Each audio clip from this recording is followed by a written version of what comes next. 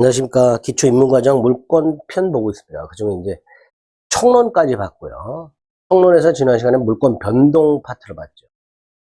물권 변동은 물권의 취득 변경 소멸을 말하고, 두 번째 부동산 물권 변동 법률 행위에 의한 경우 186조 등기해라. 법률 규정의 경우 187조 등기를 요하지 않는다. 상속 이런 것. 특히 186조와 관련해서 판결, 형성 판결이라는 거 개념 잡았고. 그리고 공시의 원칙, 공실의 원칙이라는 거 개념을 봤어요. 그죠? 그리고 이제 등기와 관련해서 보존 등기, 가등기, 중간 생략 등기, 등기 청구권, 그 다음에 등기 추정력이라는 개념까지 봤습니다. 아, 이런 게 있구나. 마지막으로 물권의 소멸이라고 혼동이라는 개념을 봤죠. 그런 것들이 쭉 머릿속으로 변동 파트에서 기억나시면 돼요. 자, 이제 강론에 가면요. 우리 시험범위에 있는 7가지 물권이 나오는데요. 기초 과정에서는 이 물권이 어떤 권리인가 정도만 개념을 잡습니다. 개념만 잡아도 충분해요. 총 7가지 권리가 있는데 그 권리가 어떤 권리인지만 생각을 해봅니다. 먼저 점유권이 나와요. 점유권에서 말하는 점유란 물건을 사실상 지배하는 걸 말해요. 사실상 지배. 지배가 뭐였죠? 사용, 수익, 처분하는 걸 말합니다.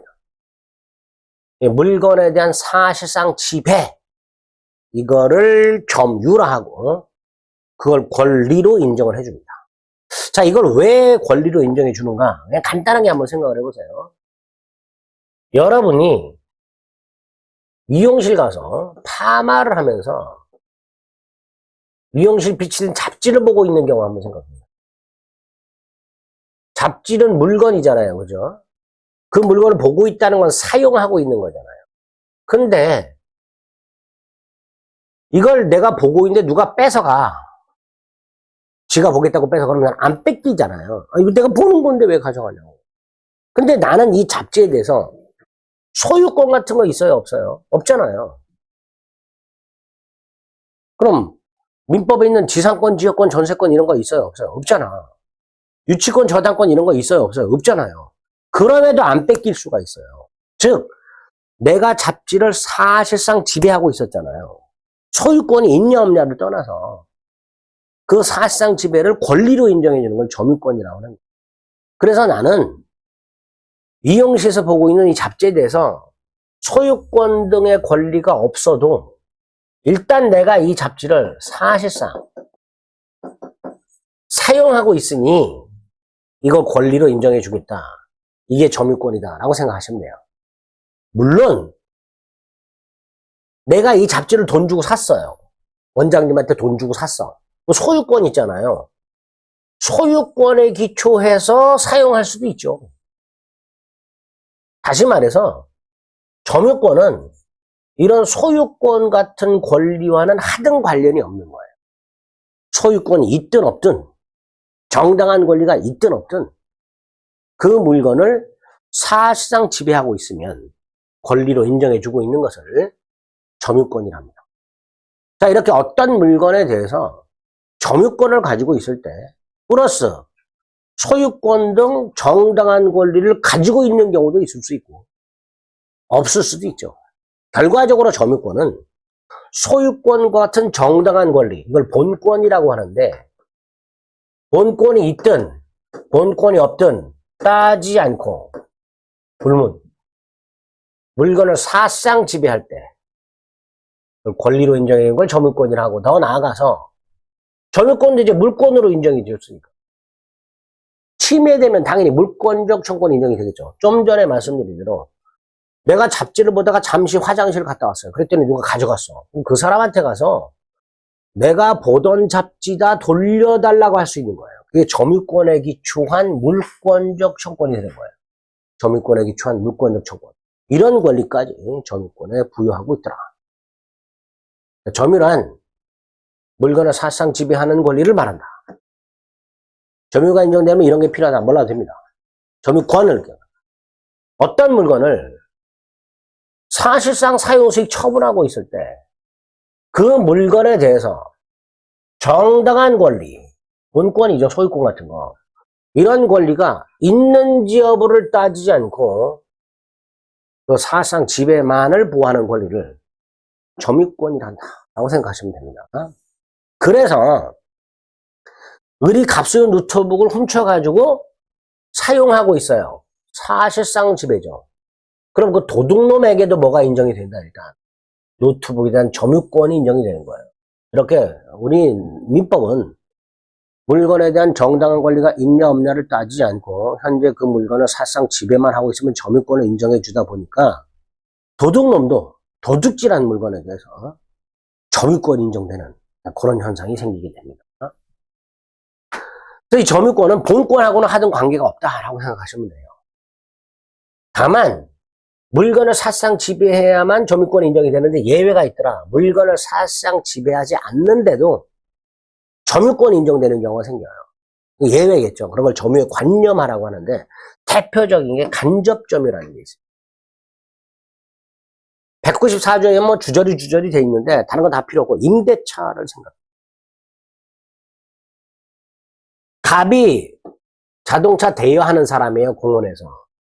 자, 을에게 자동차를 빌려줍니다. 1시간에 자전차라 그랬네, 제가. 갑이 자전거 대여점을 운영하는데, 공원에서. 을에게 자전거를 1시간에 10,000원을 받고 빌려줘요. 그럼 그 자전거를 누가 직접 사용해요? 얘죠, 얘가 사실상 지배하잖아요. 반면에 자전거 대여하는 갑은 을에게 자전거를 넘겨줘서 을이 자전거를 타고 다니고 있으면 얘는 더 이상 자전거를 사실상 지배하지 않잖아요. 그럼에도 이 갑에게 점유권을 인정해줘요. 그걸 간접점유라고 하는 거예요. 임대차 관계로 타인, 임차인으로 하여금 그 물건을 점유하게 한 자, 임대인이죠. 간접으로 점유권이 있다. 이게 간접점유가 되는 거예요. 따라서 간접점유의 경우에는 물건은 하나인데 점유권이 2개가 생기는 중첩적 점유가 있을 수 있겠네요. 접적 점유. 뭐 이 정도 점유의 개념과에서 간접점유 개념 하나 기억하시고. 그다음에 점유의 태양. 지금 보지 마세요. 괜히 머리만 아파요. 자, 아까 사용대차라는 게 있어서 사용대차는 물건을 무상으로 빌려 쓰는 걸 말해요. 무상. 임대차는 돈 주고 빌리는 거죠. 사용대차는 무상으로 빌리는 거예요. 임치는 물건을 보관하는 겁니다. 보관. 임치. 물건을 보관하는 사람을 임치인, 창고업자를 수치인 이렇게 부르는 거예요. 이렇게 간단히 개념 보고 넘어가시면 됩니다. 점유의 태양은 기본 과정에서 뺄 거를 괜히 넣어놨어요. 자, 추정과 간주라는 개념을 좀 봅니다. 우리 추정은 지난 시간 마지막에 등기의 추정력에서 간단히 개념 봤었죠. 당사자가 재판을 통해서 다투고 있을 때 어떤 사실을 주장 플러스 증명을 해야 된다 그랬죠. 그래서 민사소송은 A 사실은 갑이 입증, B 사실은 을이 입증, 이런 식으로 소송 당사자, 양당사자에게 공평하게 입증 책임을 나눠놨어요. 이걸 입증 책임의 분배라고 합니다. 근데 예를 들어서 A 사실을 갑이 입증을 해야 되는데 입증 못하면 패소한다 그랬죠. 얘가 증거가 없어요. 그럼 입증 못하고 패소할 거 아니에요. 근데 다행히 이 A 사실을 추정한다 또는 간주한다라는 규정이 있다면 이 A 사실은 입증이 된 거예요. 따라서 갑은 따로 증명할 필요가 없게 돼요. 그리고 A 사실이 아니다라고 주장하는 자가 그 A 사실이 아니다라는 걸 증명해야 돼요. 이게 추정과 간주의 기능입니다. 그래서 이 추정과 간주는 둘 다 추정한다, 뭐뭐로 본다, 둘 다 그 사실은 인정된다라는 뜻이에요. 그 사실은 증명되었다라는 뜻이에요. 다만 추정한다와 간주한다는 이걸 뒤집는 방법이 달라요. 추정한다는 반대 사실을 가지고서 증명해서 깰 수가 있어요. 우리 등기추정에서 A토지 같은 경우에 소유자가 갑에서 매매를 통해서 을에게 이전된 걸로 등기가 돼 있다면 갑과 을 사이에는 매매가 있었다고 인정. 추정이죠. 을은 소유자라고 인정. 이게 추정이잖아요. 그러니까 을은 땅을 샀다는 거, 을이 소유자라는 걸 증명 안 해도 돼요. 그런데 갑이 을이 등기를 이전에 갈 때 매매를 한 적이 없이 서류를 위조해서 등기를 넘겨갔다는 걸 갑이 증명을 해버려요. 반대 증거죠. 판 적이 없다는 거잖아요. 추정된, 즉 매매가 있었다는 추정된 사실과 반대 증거. 판 적이 없다. 을이 위조했다. 이걸 갑이 증명을 해버리면 이 추정은 깨져요. 반면에 본다는 이런 반대 증거로 깨는 게 아니고요. 법원이 뭐뭐로 본다라고 되어 있으나 법원이 뭐뭐로 본다라고 되어 있으나 각종 증거 등을 통해서 볼 때는 뭐뭐로 볼 수 없다라고 해야 돼요. 법원이 선언을 해야 돼요. 그래야 뒤집어져요. 즉 본다라는 건 단순히 반대 증거만으로 깨지거나 뒤집어지는 게 아니고 법원이 뭐뭐라고 본다라고 되어 있기는 하나 이 사안에서는 각종 증거 등을 살펴봤을 때 뭐뭐로 볼 수는 없다라고 법원이 판단해 줘야만 뒤집어져요. 그러니까 뒤집는 방법에서 본다가 훨씬 강력하죠. 본다는 이제 간주라고도 하는 거죠. 어쨌든 추정과 간주 둘 다 소송에서 증명하기 곤란한 경우에 그러한 일이 있었다 또는 없었다라고 추정 또는 간주를 하게 됩니다.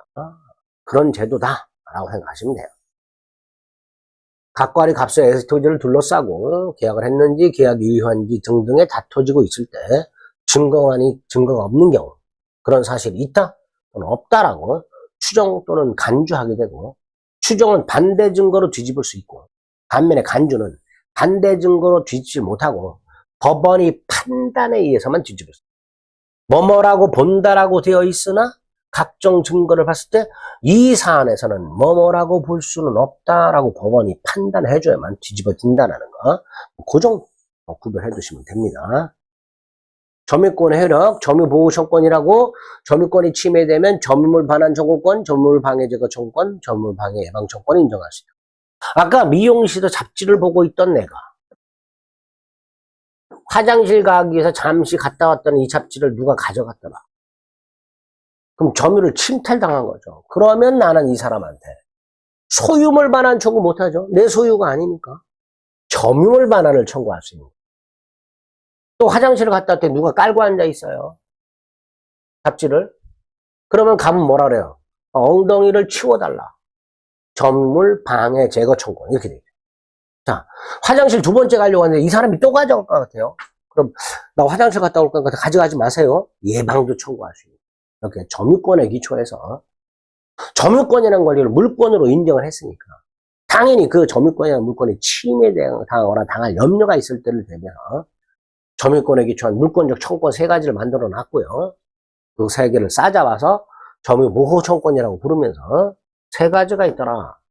점유를 뺏기게 되면 반환을 청구할 수 있고 방해를 당하면 그 방해의 제거를 청구할 수 있으며 방해를 당할 염려가 있으면 방해 예방을 청구할 수 있도록 해놨습니다. 결국 점유권에 기초한 반환, 방해 제거, 방해 예방 청구권 세 가지가 인정된다. 점유권은 기초가 돼요. 이 정도 뼈대를 잡아주시면 됩니다. 개념이 좀 낯설죠.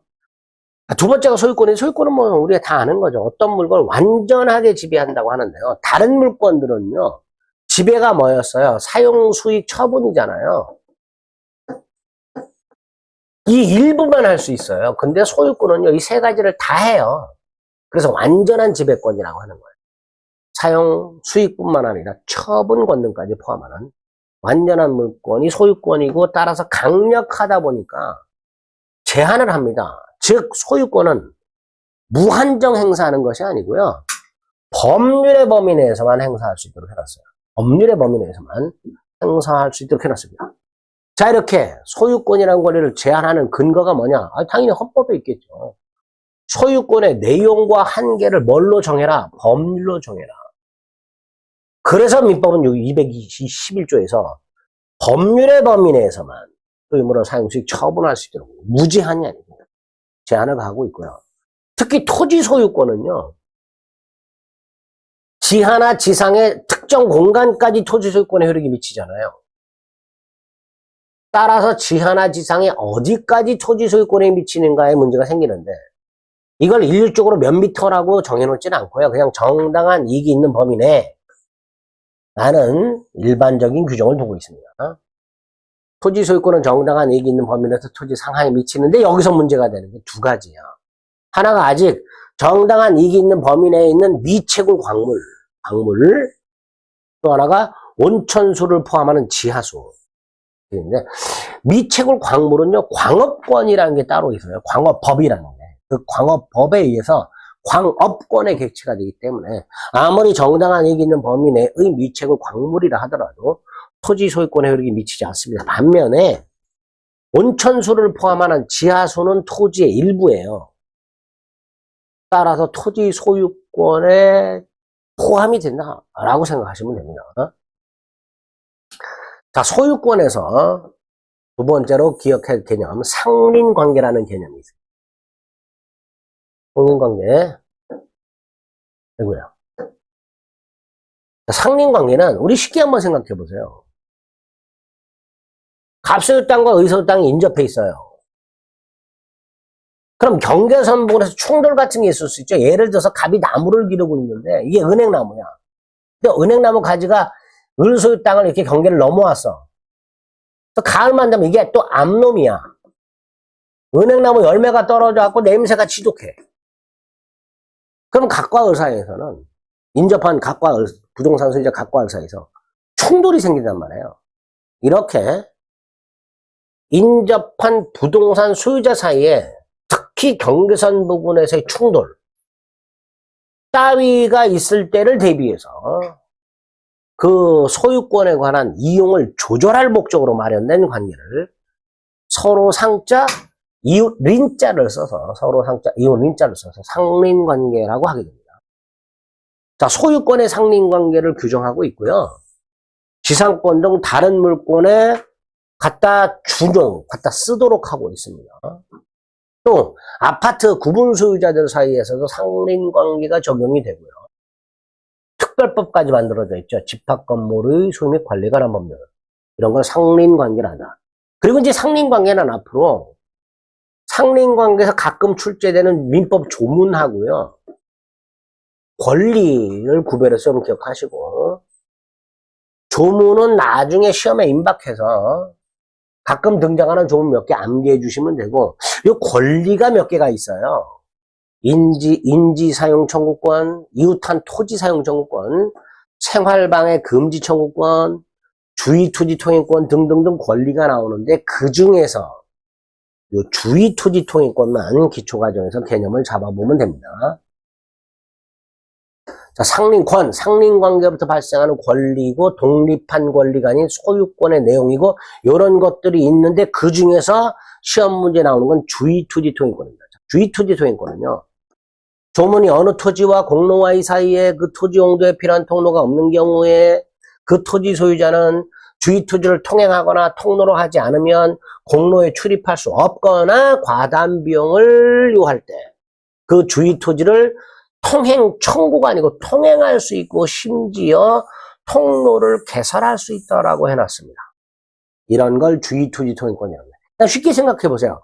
갑소유 땅과 을소유 땅이 인접해 있는데 을소유 땅으로 공로가 마련이 되어 있어요. 공로. 공로란 일반인의 출입이 통행이 허용된 도로를 말하겠죠. 그런데 갑소유 땅이 맹지예요. 그러면 이 갑은 을소유 땅을 통행하지 않으면 공로 출입이 불가하잖아요. 그러니까 이럴 때 을소유 땅을 통행할 권리를 주는 거예요. 이런 걸 뭐라 한다? 주의 토지 통행권이라 합니다. 자, 이 주의 토지 통행권은요. 두 가지 경우에 인정이 돼요. 두 가지 중에 하나. 하나는 맹지인 경우. 이 맹지는 당연히 인정해 줘야 되잖아요. 갑이 을소유 땅을 통행하지 않으면 공로 출입이 아예 불가능하니까 당연히 통행권이 인정이 돼야 될 것이고.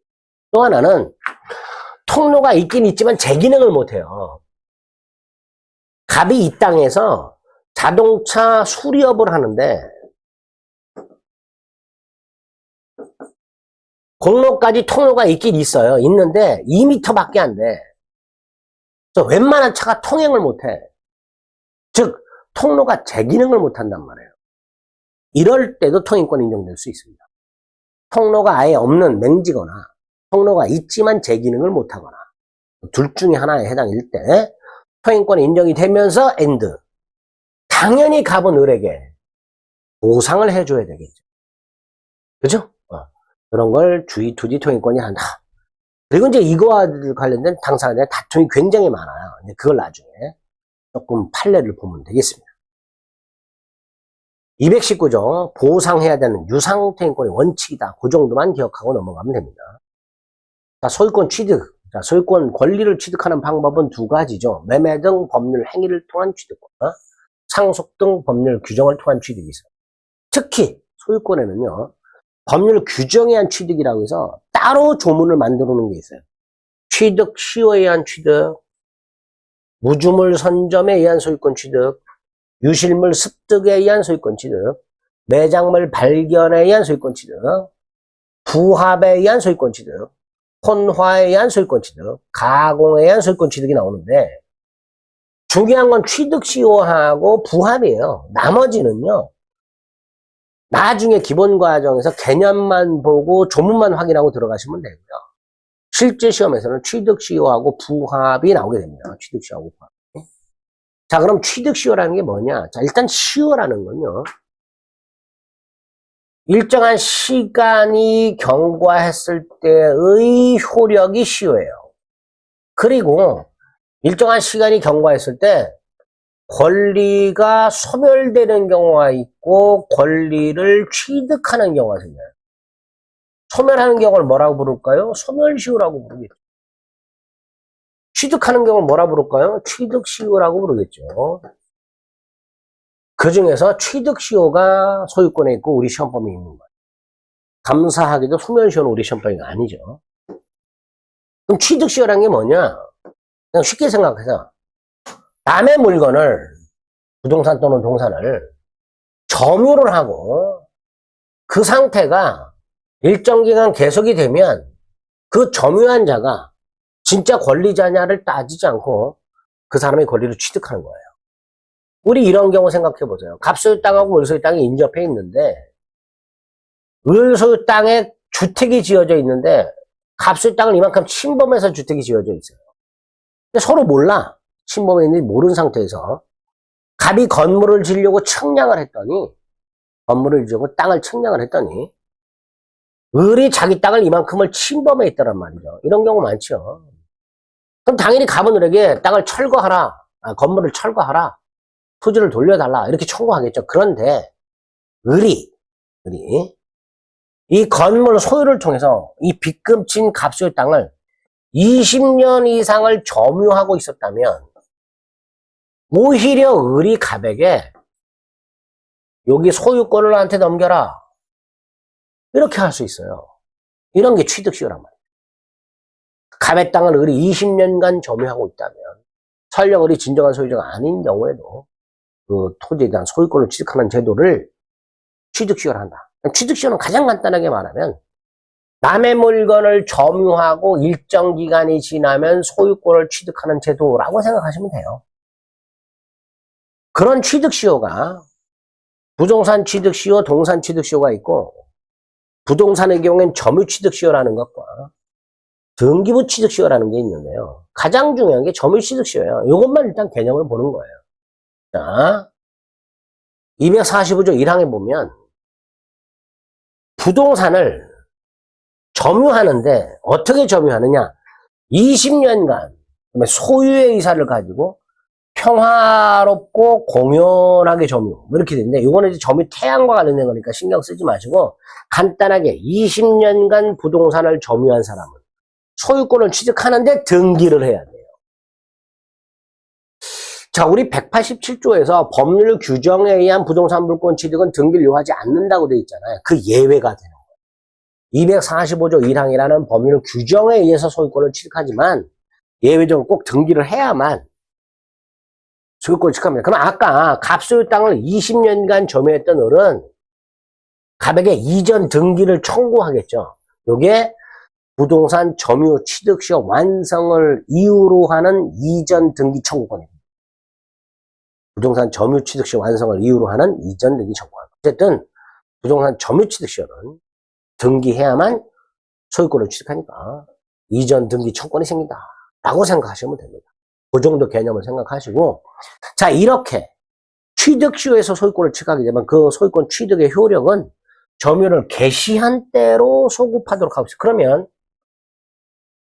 갑소유 땅을 을이 1998년 뭐 1월 10일부터 점유를 시작했다. 그럼 20년이 언제예요? 2018년 1월 10일 날 20년 딱 되겠죠. 맞나? 네. 그럼 을은 갑에게 이전 등기를 청구하게 될 것이고요. 갑이 안 해주면 이제 소송이 묻고 뭐 분쟁이 생기고 하겠죠. 근데 갑이 만약에 등기를 넘겨줬어요. 2020년 1월 10일쯤 등기를 넘겨줬어요. 그럼 을은 소유권을 취득하잖아요. 근데 이 을은 2020년 1월 10일부터 소유권을 취득한 게 아니라 1월 10일, 1998년 1월 10일로 소급해서 98년 1월 10일부터 을 소유였던 게 되는 거예요. 98년 1월 10일부터 이 땅은 을 소유였던 게 됩니다. 그럼 여기서 갑은 그동안 세금 냈을 텐데요. 그거는 생각하지 마세요. 세법의 영역이에요. 민법에서는 을은 등기해야 소유권을 취득하고 그 소유권 취득은 점유를 개시한 때로 소급한다. 그 정도. 기억을 해두시면 되고요. 동산 취득 시효는 쳐다도 보지 마세요. 3점 습득 발견인데 무주물은 주인이 없는 동산을 점유한 사람이 소유권을 취득하는 게 무주물 선점이고요. 무주의 부동산은 안 됩니다. 무주입니다. 유실물은 남이 잃어버린 물건이에요. 6달 동안 소유자를 찾는 공고를 하고요. 그래도 소유자가 나타나지 않으면 습득자가 소유권을 취득합니다. 반면에 매장물은 땅 같은 걸 파다가 매장물 발견한 거예요. 그럼 이것도요. 공고를 해야 돼요. 1년간. 소유자가 나타나지 않으면 발견자가 소유권을 취득합니다. 이렇게 무주의 동산이라든가 유실물이든 매장물 따위를 점유한다든가 습득한다든가 발견함으로써 소유권을 취득하도록 되어 있습니다. 그 다음에 소유권도 물권이니까 소유권에 기초한 물권적 청구권이 규정이 되어 있다고 그랬죠. 그리고 이 소유권에 기초한 물권적 청구권, 즉 물권적 반환 청구권, 방해 제거 청구권, 방해 예방 청구권을 다른 물권에 준용한다고 되어 있죠. 뭐 그 정도. 자, 소유권의 일반적인 건 이 정도로 되어 있어요. 그 다음에 소유권에 또 아주 중요하게 공동소유라는 게 나오는데요. 이 공동소유는 개념 3가지를 구별해야 되기 때문에 시간을 달리해서 다음 시간에 개념을 좀 수고하셨습니다.